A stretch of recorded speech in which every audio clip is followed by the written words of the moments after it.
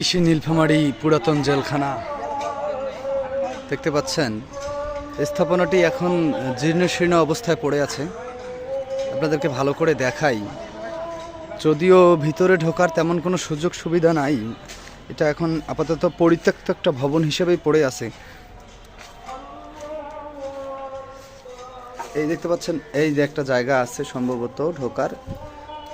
আমি জানি না যে এখানে ঢোকার পারমিশন আছে কিনা, আবার এখানে ঢুকলে কেউ কিছু বলবে কিনা।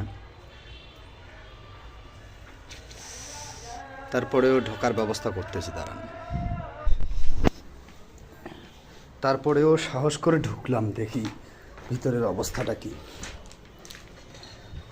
সম্ভবত প্রশাসনের লোকজন এখানেই থাকতো। এই যে দেখতে পাচ্ছেন ভিতরের অবস্থা, এ হলো থাকার অবস্থা। এইখানে এই একটা কক্ষেই সম্ভবত প্রায় 700-800 আসামি এখানে থাকতো। এটা সম্ভবত গোসলখানা, এখানে গোসল করা হইতো সবাইকে। না, এটা সম্ভবত বাহিরের একটা স্থান। আমি আপনাদেরকে দেখাচ্ছি, দাঁড়ান।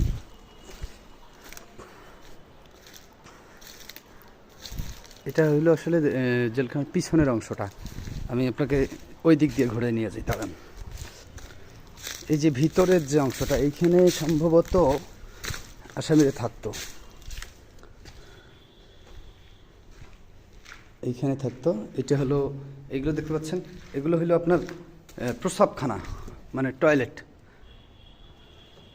এই যে একটা সংকীর্ণ একটা জায়গায় প্রায় 700-800 আসামি এখানে থাকতো, এই বিল্ডিংই। শুধু এই বিল্ডিং, একটাই বিল্ডিং।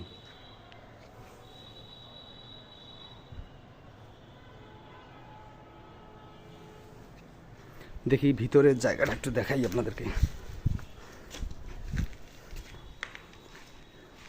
এই এই এই রুমটাতেই থাকতো প্রায় 700-800 আসামি।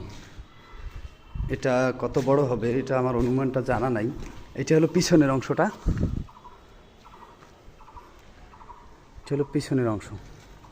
এটা ব্ল্যাকবোর্ড দেখা যাচ্ছে, সম্ভবত এখানে পুরাতন যারা আসামি ছিল তাদেরকে সম্ভবত শিক্ষা দেওয়া হইতো, সম্ভবত। এটা আমি ঠিক জানি না।